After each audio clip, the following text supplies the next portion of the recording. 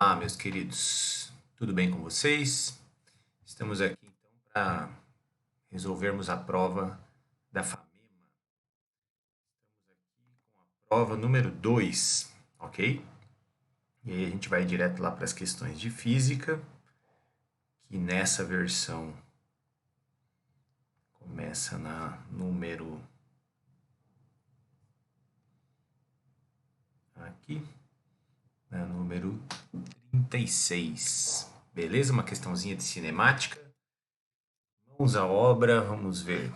Um motociclista, partindo do repouso, acelera uniformemente sua motocicleta até atingir uma velocidade desejada, que, atingida, é mantida constante de acordo com o gráfico. O senhor vai dar um zoom aqui no gráfico para que você consiga enxergar bem.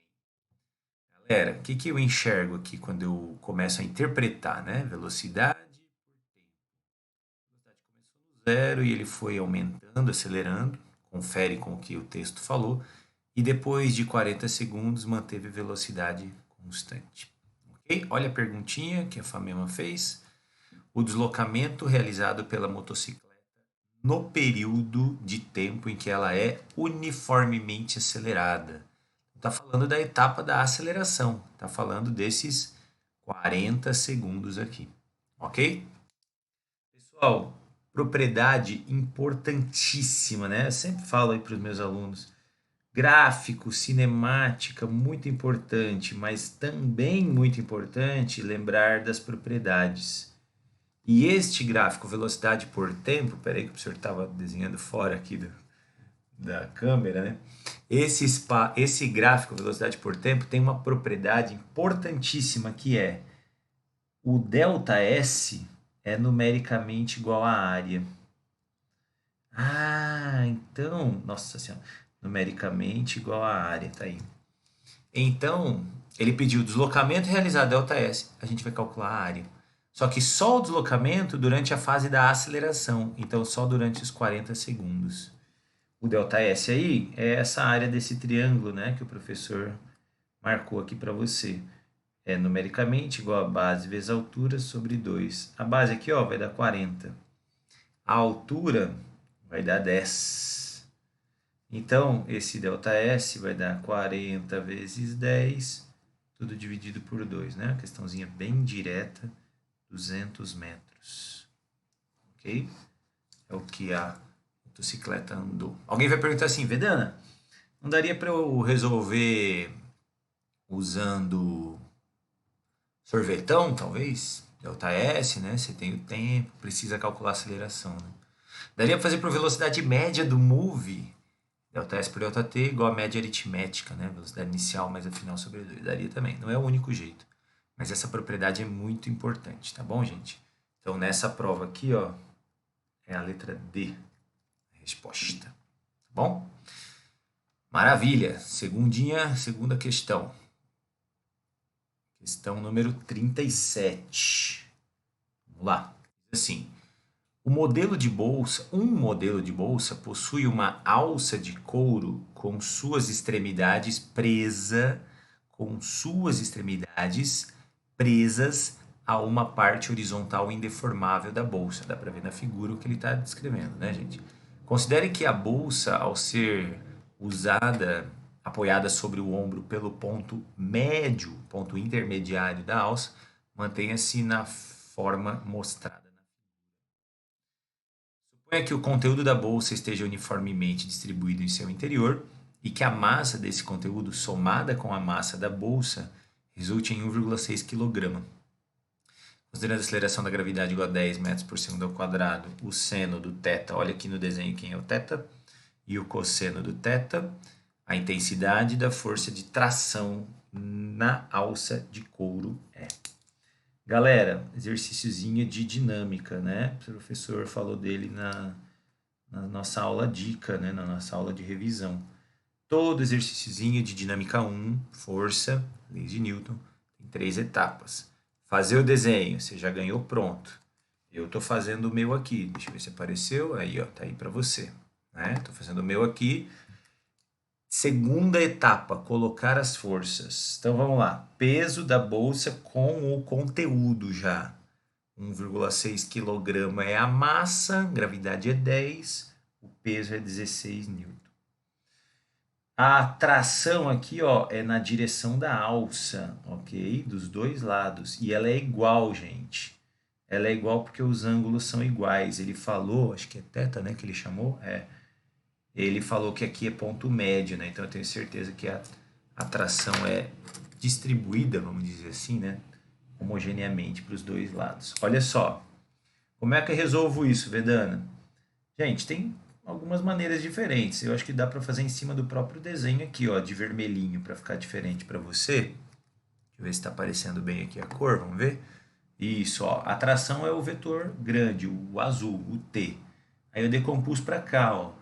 Como aqui está sem ângulo na decomposição, né? Esse vermelho é o T seno de θ. A mesma coisa eu vou fazer do outro lado, ó, para cima aqui, ó. Tá sem ângulo, tá vendo? É um macetezinho, né, pra gente lembrar que é o T seno. Aí eu já posso escrever, a bolsa não sobe nem desce. 2T seno, soma os dois, é igual a peso, né?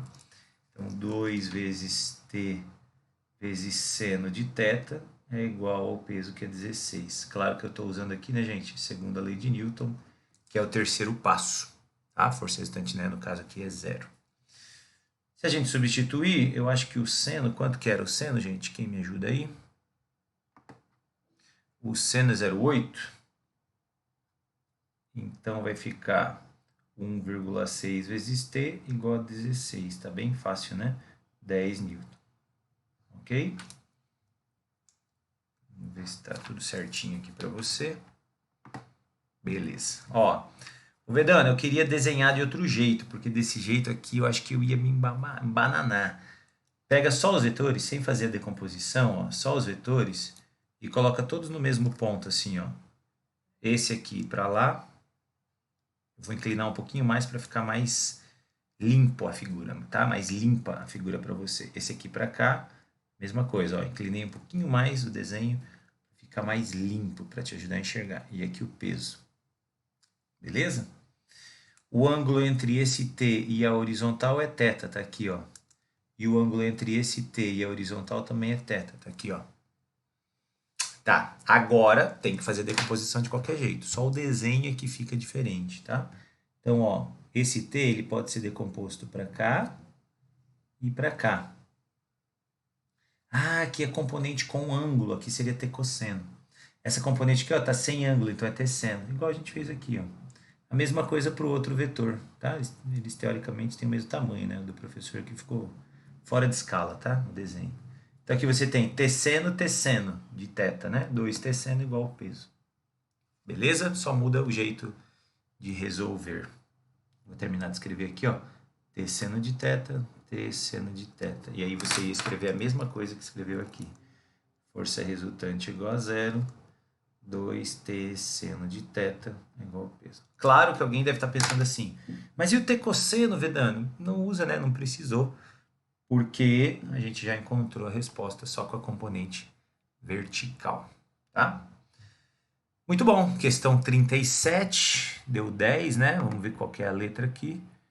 É a letra E. Ok? Maravilha. Vou virar a página aqui, ó.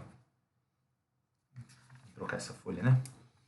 Questão número 38. Vamos lá. Calorimetria, ó. Diz assim. Sabendo que o calor específico da água tem por definição o valor 1 caloria por grama grau Celsius, um estudante deseja determinar o valor do calor específico de um material desconhecido. Para isso, ele dispõe de uma amostra de 40 gramas desse material, de um termômetro na escala Celsius, de um recipiente de capacidade térmica desprezível e de uma fonte de calor de fluxo constante, fluxo invariável. Primeiramente, o estudante coloca 100 gramas de água no interior do recipiente e observa que para elevar de 20 graus Celsius a temperatura dessa quantidade de água, são necessários 5 minutos de exposição à fonte de calor. Em seguida, o estudante esvazia o recipiente e coloca em seu interior a amostra, verificando que, para elevar de 20 graus Celsius a temperatura da amostra, a exposição à mesma fonte de calor deve ser de 1 minuto apenas. O valor do calor específico procurado pelo estudante é... Gente, se você gostar de fazer por proporção, eu até recomendo que você tente. Legal? É bacana fazer exercício assim por proporção. Só que tem algumas variáveis aí, né? Na verdade, tem algumas coisas que são constantes, tipo a variação de temperatura é a mesma, né? O fluxo de calor é o mesmo. Mas você tem algumas variáveis. A massa muda, o calor específico muda e o tempo muda. Então são pelo menos 3 aí para entrar na sua cabeça. Por isso eu não recomendo, né, que você faça sempre, só se você estiver muito confiante mesmo, tá? Como que o professor recomenda que você faça? Separe. Aqui está a água, ó. Vamos ver o que ele falou da água. Ele falou que são 100 gramas de água e que a variação de temperatura é 20 graus Celsius. Estou olhando o enunciado, você olha aqui também, segundo parágrafo. E ela ficou 5 minutos? Então vamos fazer assim. Se eu escrever a quantidade de calor, que macete, né, gente? A água vai ficar assim, a quantidade de calor. Calor da água, vamos chamar de QA. É 100 gramas vezes o calor específico 1 vezes 20. Ah, eu consegui descobrir a quantidade de calor, né? Que a água precisa. As unidades tudo bonitinho. Vai dar 2.000. 2.000 calorias, ok? Só que ele falou o tempo. Por quê? O que vai relacionar, o que a gente vai usar para relacionar a quantidade de calor que a água recebeu e aquele outro material desconhecido também é o fluxo, né? O fluxo entra aí no problema. Fluxo de calor é calor por tempo. Ah, então o fluxo de calor, no caso da água, vai ser 2.000 calorias, dividido por 5 minutos. 5 minutos. Então eu não vou nem dividir, deixa assim, calorias por minuto. Não precisa dividir, não gasta tempo desnecessário. Ok? Agora vamos para o material desconhecido. Bacana. Quantidade de calor que esse material recebeu, vou chamar de QM, quantidade de calor do material. A massa dele é, help me please, 40. Calor específico dele eu não sei. Se você souber, já me fala que a gente já responde rapidamente aí para a FAMEMA, tá? É a pergunta do exercício, né? Variação de temperatura é 20, né? Ah, legal. Eu vou deixar assim, não vou nem terminar a conta. Pô, Vedana. É, porque eu quero ganhar tempo, não precisa gastar tanto tempo assim. Nem aqui precisava ter feito a conta, ó. Eu fiz para, né, tava muito na cara. Vamos lá. E o fluxo de calor? O fluxo de calor é a quantidade de calor que ele recebeu, que é 40 vezes o calor específico do material vezes 20, dividido pelo tempo, que é 1 minuto. Ah, tá. Esse aqui é o fluxo de calor que chegou para esse material. É, mas ele não falou que é a mesma fonte de calor? Que o fluxo é o mesmo? Então agora iguala. Ah, vai ficar 2.000 dividido por 5 é igual a 40 vezes o calor específico do material, vezes 20, tudo dividido por 1, né? Caloria por minuto, confere a unidade para não ter erro, caloria por minuto, tá? Se eu não tivesse feito a conta, ó, até daria para simplificar mais aqui. Então fica a lição, né? Não precisa ficar fazendo conta nenhuma. Agora que já está assim, ó, eu vou fazer o seguinte. 2.000 dividido por 5, 400. Aí, aqui eu vou fazer 40 vezes 20 vezes calor específico do material. Corta aqui, né, gente? Tchan, tchan. Dá 1 e dá 10. 10 é igual a 1 vezes 20 vezes calor específico do material. Passa dividindo. 10 por 20 dá 0,5 calorias por grama grau Celsius. A forma como você ia resolver a conta em si pode variar, tá? De repente você não fez a conta, você igualou o fluxo direto. Pode ser também. Ó, que legal esse jeito de resolver, ó. O fluxo para a água é o mesmo fluxo para o material. E aí aqui eu coloco as duas equações direto. Calor para a água, tempo para a água. Calor para o material, tempo para o material. Uma maneira bem direta de resolver, tá? Mas dependendo de como você for interpretando, né? Você pode ter separado isso, tá? Aqui o professor vai só colocar 3 pontinhos para indicar que você poderia continuar. Como eu falei no começo, você poderia até resolver por proporção. E eu vou fazer agora por proporção, já que, né, dei esse spoiler lá no começo. É o seguinte, ó. Eu vou só marcar aqui na tela, você vai acompanhando. A gente sabe que a água ficou 5 minutos esquentando. Tá aqui, ó, 5 minutos. E a gente também sabe que o material ficou 1 minuto esquentando. Como é o mesmo fluxo, é a mesma chama, e o tempo que o material ficou esquentando é 5 vezes menor do que o da água, então a quantidade de calor que o material recebeu é 5 vezes menor do que a quantidade de calor que a água recebeu. Ponto. Só que isso aqui é na cabeça, tá? Sem escrever. Muito bom. O que mais? A quantidade de calor que o material recebeu, o material desconhecido, é 5 vezes menor. Ah, tá. A quantidade de calor é aqui macete. Por que a quantidade de calor é 5 vezes menor? Porque a massa, olha lá, ela é 2 vezes e meia menor. Então só a massa já diminui 2 vezes e meia. A variação de temperatura é a mesma. Então o calor específico é metade. Porque diminui 2 vezes e meia na massa, diminui o calor específico pela metade, você tem uma diminuição total de 5 vezes na quantidade de calor. Ah, então o calor específico do material é metade do da água. Meio, né, gente? Da água é 1. Tá? Recomenda fazer assim? Não. Não tem porquê, gente. Faz a continha ali que macete que tá tudo certo. Tá bom? Eu acho que o professor recomenda resolver dessa forma que eu escrevi aqui. Bom, vamos lá. Questão number 39. 39. 39. Questão 39. Vamos lá. Em determinado meio, uma carga elétrica Q é colocada a uma distância de 1,2 vezes 10 na menos 2 metros de outra carga, Qzão, ambas pontuais. A essa distância, a carga Qzinho é submetida a uma força repulsiva de intensidade 20 newton. Se a carga Qzinho for reposicionada a 0,4 vezes 10 a menos 2 metros da carga Qzão no mesmo meio, a força repulsiva entre as cargas terá a intensidade D. Olha só, essa questão eu recomendo você fazer por proporção. Inclusive eu recebi mensagem já hoje de alunos que falaram: eu fiz por proporção, foi bem legal. Por quê? Primeiro que os números são chatinhos assim, né, para você ficar gastando tempo lá fazer a conta. Segundo, ele falou que o meio é o mesmo, então é o mesmo K. As cargas ele também não mudou. Então nesse exercício você tem apenas duas variáveis, ó, o F e o D.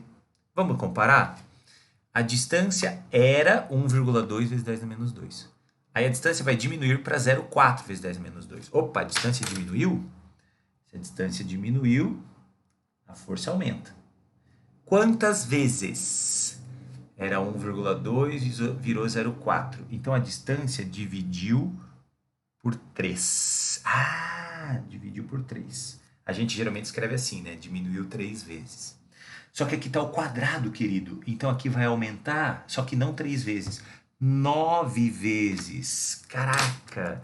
Então a nova força é 9 vezes maior do que a força anterior, que era 20. 9 vezes 20, a nova força é 180. Ok? Letra B, né? De bola. Fechou? Muito bom. Nessa prova que o professor está fazendo, né? Claro. Falando nisso, no exercício anterior, o professor esqueceu de dar alternativa aqui, né? Letra E, tá, gente? Exercício 38, né? Letra E, agora o 39, letra B de bola. Show de bola! Para acabar, questão número 40, a última, né? Esse aqui, vou até deixar aqui, eu quero redesenhar.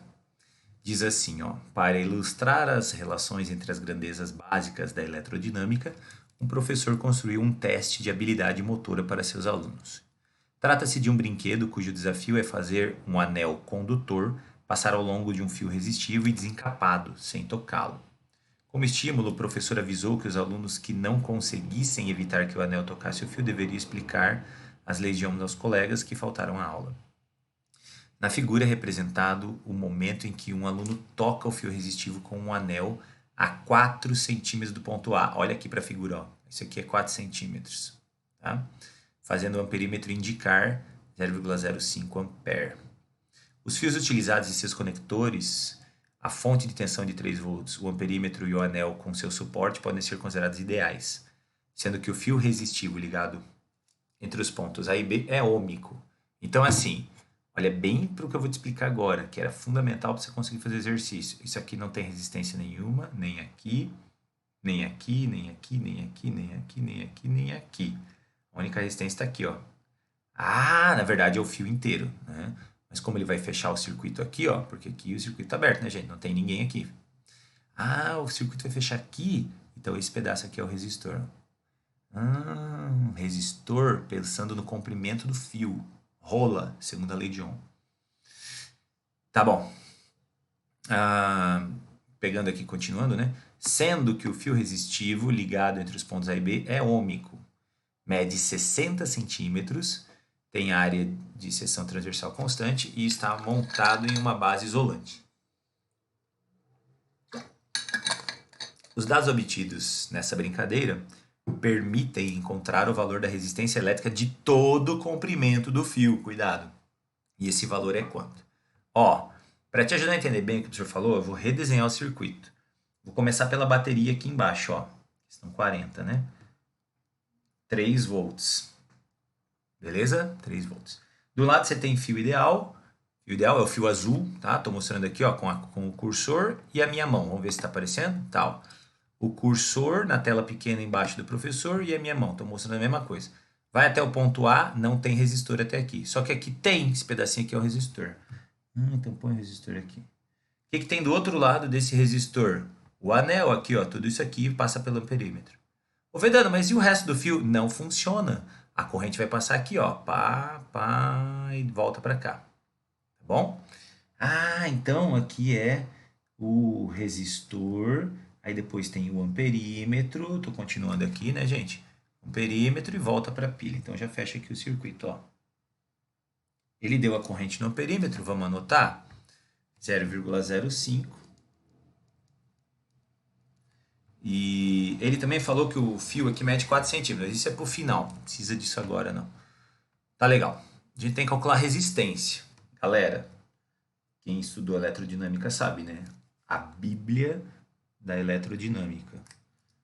Ok? A origem de tudo. Você tem o U, você tem o I, você vai achar o R. O único R do circuito é esse resistorzinho que corresponde a 4 centímetros do fio. Beleza, então vamos calcular? O E3 é igual a R vezes 0,05. Show de bola.